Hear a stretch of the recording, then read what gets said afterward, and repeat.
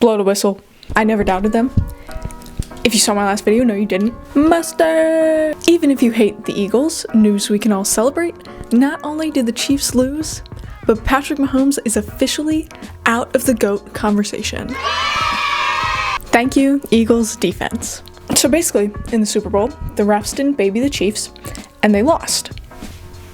Who would have thought? Also, some of the players were complaining that the refs weren't babying them. What y'all gonna say now about the refs and us when there was a lot of touchy calls? Are y'all gonna report that? Are y'all gonna talk about the refs now? Chiefs fans have been telling people to cry about it all season long. Guess who's crying now? The Eagles defense basically played lights out. There was really not much that they could have done better. 6 sacks, 2 interceptions, and 1 forced fumble because they put pressure on Mahomes every single play. They forced him to get rid of the ball quickly, and they made the receivers make mistakes. Sort of. Some of those mistakes were just the receivers making mistakes. Jalen Carter aggravated assault, CJ being an asshole as always, and Cooper DeJean pick 6 on his birthday.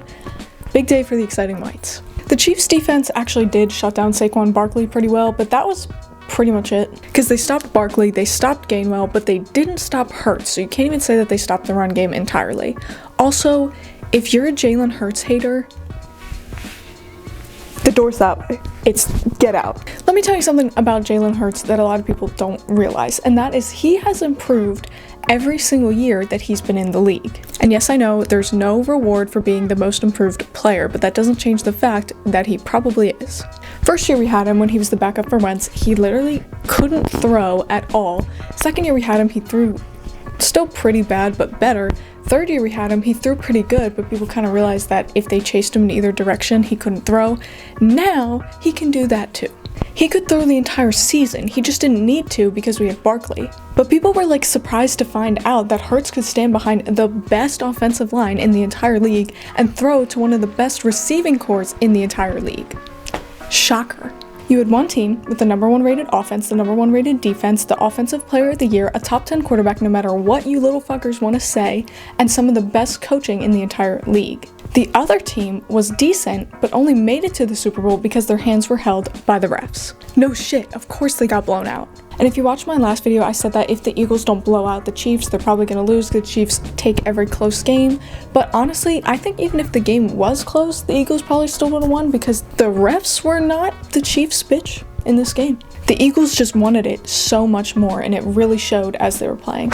And they really are just a good team. They get along very well. You know, Reed Blankenship had literal pictures of crackers in his locker. They pushed each other to be better every single day. They put the city on their back and they showed out.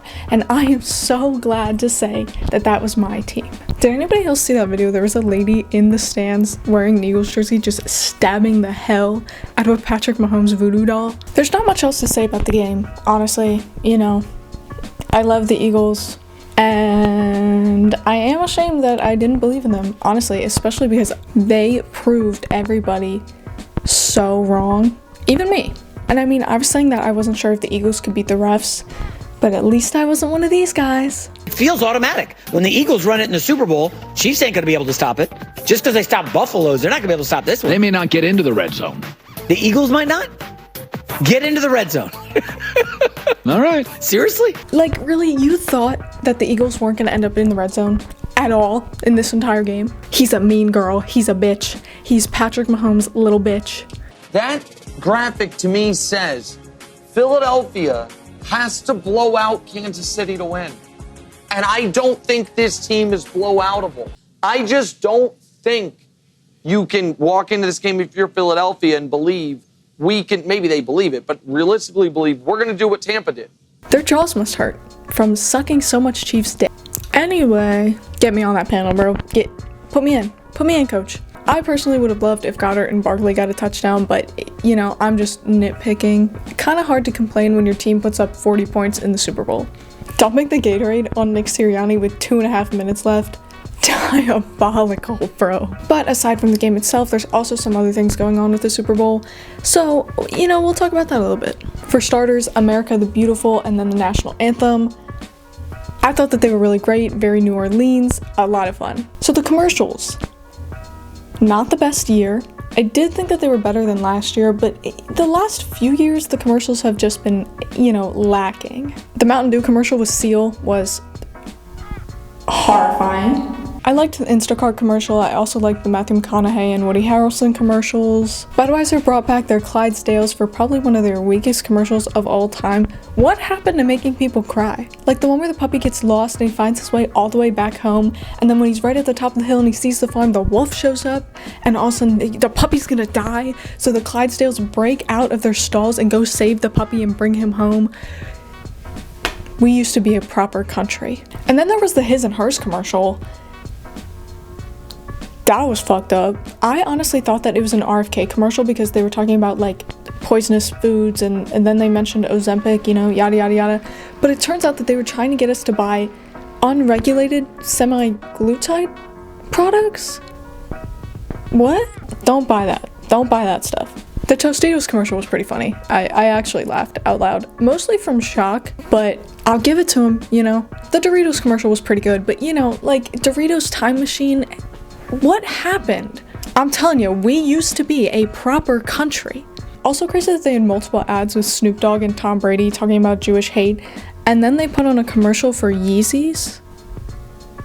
Money talks, I guess. And in the halftime show, I thought that Kendrick Lamar was good. He raps on stage exactly like he does in the studio, and that is not something that you can say about every artist. A lot of people said it was boring. I didn't really think so. It wasn't the most entertaining Super Bowl performance because it wasn't super grand and big like a lot of these other artists. But I'd rather watch a real artist perform his art than watch a 50-year-old woman hang around on a stripper pole singing a song that isn't hers while there's a big production in the background. J-Lo catching strays. Don't date Diddy. Also, a lot of his fans said that he should have played different songs because those songs are better, but the reality is when you perform in the Super Bowl, you're going to perform your most famous songs so the most people know them. And when it comes to the symbolism in the performance, it kind of went over my head a little bit, I'll be honest. I understood Samuel L. Jackson and Serena Williams and the critique that inner city black culture is often seen as dangerous and un-American. If you don't know, Serena Williams is not only Drake's ex, but she got in trouble for crip walking at Wimbledon a few years ago. They called her like ghetto and said like, we don't do that here, even though it was literally a dance move because she won the game. There was a part of the performance where all the dancers like fall except the people in like the inner circle. They were wearing all white, so it might be about Diddy or it might just be about elitism in general. Kendrick said something about the revolution will be televised. I don't know if he's talking about himself or just the fact that like everybody has their phones and stuff. Like, I don't know. I'm not gonna pretend to be on Kendrick Lamar's level of poetic brilliance, I'm gonna be honest. Also, say Drake.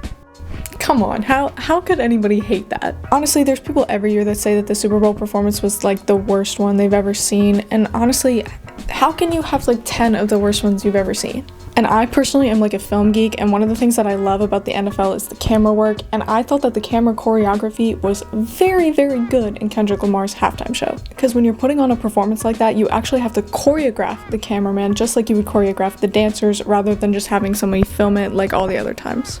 But one thing about it that was really, really bad, and part of the reason why I think so many people hated it, was that the sound composition was so off. I don't know if they just put Kendrick Lamar and Samuel L. Jackson's microphones on the same level, but Samuel L. Jackson was like yelling, and Kendrick Lamar has to speak so quickly in his songs that he can't really project like that, so you have to turn the microphone up. You could barely hear him at times. And that's not Kendrick Lamar's fault, that's the production team's fault. Also, a little bit about the NFL honors. Josh Allen won MVP of the league.